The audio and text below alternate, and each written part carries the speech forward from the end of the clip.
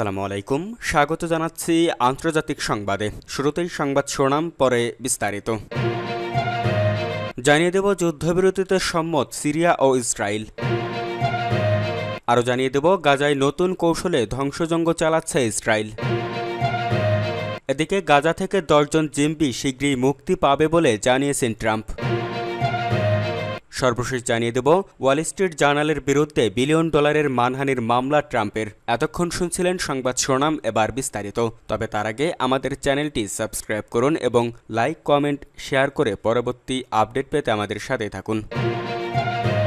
যুদ্ধবিরতিতে সম্মত সিরিয়া ও Israel. Israel ও Syria যুদ্ধবিরতিতে সম্মত হয়েছে বলে জানিয়েছেন যুক্তরাষ্ট্রের তুরস্কে নিযুক্ত রাষ্ট্রদূত ও সিরিয়া বিষয়ক বিশেষ দূত টম ব্যারাক। স্থানীয় সময় শুক্রবার 18 জুলাই এক্স পোস্টে করা এক বিবৃতিতে তিনি এই সব তথ্য নিশ্চিত করেছেন। ব্যারাক জানান, এই চুক্তিকে স্বাগত জানিয়েছে তুরস্ক, জর্ডান এবং অন্যান্য প্রতিবেশী দেশগুলো। খবর CNN-এর। এই চুক্তিকে বলা হচ্ছে একটি কূটনৈতিক মাইলফলক যা মধ্যপ্রাচ্যে ক্রমবর্ধমান অস্থিরতা এবং সিরিয়ার অভ্যন্তরীণ বিভাজন নিরসনের লক্ষ্যে একটি নতুন অধ্যায়ের সূচনা করতে পারে। যুক্তরাষ্ট্রের দূত ব্যারাক বলেন, আমরা দ্রুজ, বেদুইন এবং সুন্নি সম্প্রদায়ের প্রতি আহ্বান জানাচ্ছি, আপনারা অস্ত্র নামিয়ে রাখুন এবং অন্যান্য সংখ্যালঘুদের সঙ্গে একত্রে শান্তি ও সম্প্রীতির সঙ্গে একটি নতুন পথ ঐক্যবদ্ধ সিরিয়া গড়ে তুলুন।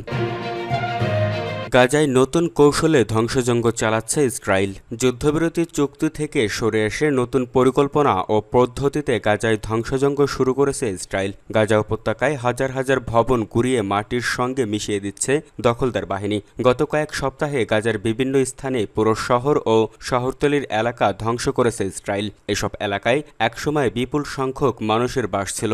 স্যাটেলাইট ছবিতে দেখা গেছে ইসরায়েলের সামরিক কমান্ডারের নিয়ন্ত্রণে উপত্যকার বেশ কয়েকটি এলাকায় ধ্বংসযজ্ঞ চালানো হয়েছে। গত শুক্রবার বিবিসির বিশেষ প্রতিবেদনে এই তথ্য উঠে আসে। এতে বলা হয়, গাজায় যেসব ভবন ধ্বংস করা হচ্ছে তার একটি বড় অংশই পরিকল্পিত ধ্বংসযজ্ঞ। এর মধ্যে ক্ষতিগ্রস্ত ভবন তো আছেই, সেই সঙ্গে অক্ষত ভবনও রয়েছে। ফুটেজ যাচাই করে দেখা যায় ইসরায়েলের বাহিনী টাওয়ার ব্লক, স্কুল ও অন্যান্য অবকাঠামোতে নিয়ন্ত্রিত ধ্বংসযজ্ঞ চালাচ্ছে। এটাকে সম্ভাব্য যুদ্ধাপরাধ হিসেবে দেখছেন বিশেষজ্ঞরা। একাধিক আইন বিশেষজ্ঞ বিবিসি ভেরিফাইকে বলেন, জেনেভা কনভেনশনের অধীনে ইসরায়েল সম্ভবত যুদ্ধাপরাধ করছে। ওই নীতিমালা দখলদার শক্তিকে অবকাঠামো ধ্বংসের অনুমোদন দেয় না। তবে ইসরায়েল প্রতিরক্ষা বাহিনীর IDF এক মুখপাত্র বলেন, তারা আন্তর্জাতিক আইন অনুসারে কাজ করছেন। হামাস বেসামরিক এলাকায় সামরিক জিনিসপত্র লুকিয়ে রেখেছে। চলতি জুলাইয়ে ইসরায়েলের প্রতিরক্ষামন্ত্রী ইসরায়েল কাতজ গাজার রাফা শহরের ধ্বংসাবশেষ একটি মানবিক শহর প্রতিষ্ঠার পরিকল্পনার রূপরেখা তুলে ধরেন। কথিত এই মানবিক শহরে প্রাথমিকভাবে 6 লাখ ফিলিস্তিনিকে আটকে রাখা হবে। বিশ্বব্যাপী এই পরিকল্পনার নিন্দা করা হয়েছে। ইসরায়েলের সাবেক প্রধানমন্ত্রী এহুড অলমার্ট বিবিসিকে বলেন, এটি কনসেন্ট্রেশন ক্যাম্পাসের মতোই হবে। গাজা থেকে 10 জন জিম্মি শীঘ্রই মুক্তি পাবে বলে জানিয়েছেন ট্রাম্প। মার্কিন প্রেসিডেন্ট ডোনাল্ড ট্রাম্প ভবিষ্যৎবাণী করেছেন, গাজা থেকে আরও 10 জন জিম্মিকে শীঘ্রই মুক্তি দেওয়া হবে। হোয়াইট হাউসে আইন প্রণেতাদের সঙ্গে এক নৈশভোজে তিনি এই মন্তব্য করেন। এ সময় তিনি তার বিশেষ দূত স্টিভ উইটকপের প্রচেষ্টার প্রশংসা করেন। খবর টাইমস অফ ইসরায়েলের। মার্কিন প্রেসিডেন্ট বলেন, আমরা বেশিরভাগ জিম্মিকে ফিরিয়ে এনেছি। খুব শীঘ্রই আরও 10 জন জিম্মিকে মুক্তি দেওয়া হবে। আমরা আশা করি এটি দ্রুত শেষ হবে।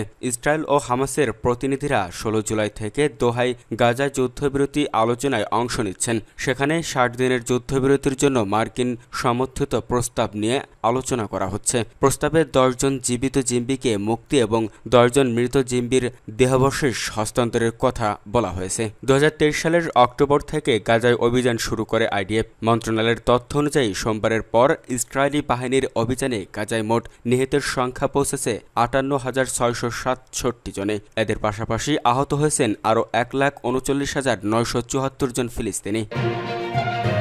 ওয়াল স্ট্রিট জার্নালের বিরুদ্ধে $1 বিলিয়ন মানহানির মামলা ট্রাম্পের। যুক্তরাষ্ট্রের প্রেসিডেন্ট ডোনাল্ড ট্রাম্প গত শুক্রবার ওয়াল স্ট্রিট জার্নালের বিরুদ্ধে মানহানির মামলা দায়ের করেছেন। পত্রিকাটির একটি প্রতিবেদনের জেরে এই মামলাটি করা হয়েছে, যেখানে দাবি করা হয়েছে ট্রাম্প 2003 সালে জেফিক্স অ্যাপস্টিনের 50তম জন্মদিন উপলক্ষে একটি বিতর্কিত চিঠি পাঠিয়েছিলেন।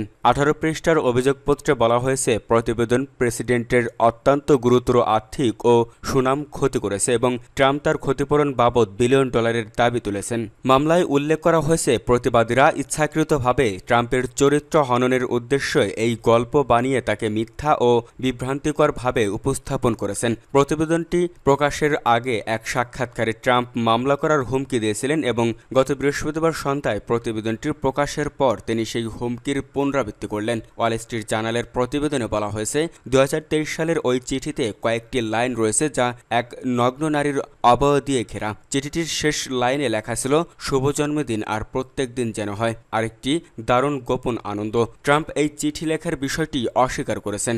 মামলায় অভিযুক্ত হিসেবে নাম উল্লেখ করা হয়েছে দুই প্রতিবেদকের, ওয়াল স্ট্রিট জার্নালের Dow Jones News Corp, Rupert Murdoch News কর্পের নিয়ন্ত্রক এবং প্রতিষ্ঠানটির সিও রবার্ট থমসনের। মামলাটি দায়ের করা হয়েছে যুক্তরাষ্ট্রের ফ্লোরিডা অঙ্গরাজ্যের সাউদার্ন ডিস্ট্রিক্টের মায়ামি বিভাগে ফেডারেল আদালতে।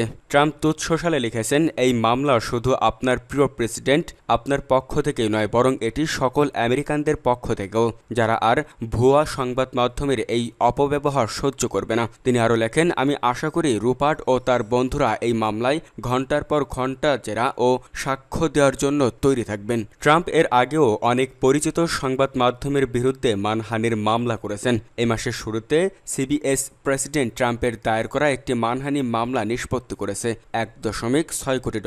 সেই মামলাটি ছিল গত শরৎকালে 60 মিনিস্টের সাবেক ভাইস প্রেসিডেন্ট কমলা হ্যারিসের একটি সাক্ষাৎকারকে ঘিরে। এছাড়াও গত বছর এবিসি নিউজ ট্রাম্পের করা একটি মানহানির মামলা নিষ্পত্তি করে দেয়। সেই মামলাটি ছিল এক উপস্থাপকের ভুলভাবে উপস্থাপিত মন্তব্যকে কেন্দ্র করে, যেখানে ট্রাম্পকে যৌন নির্যাতনের দায়ে দোষী সাব্যস্ত করেছিল এক জুরি।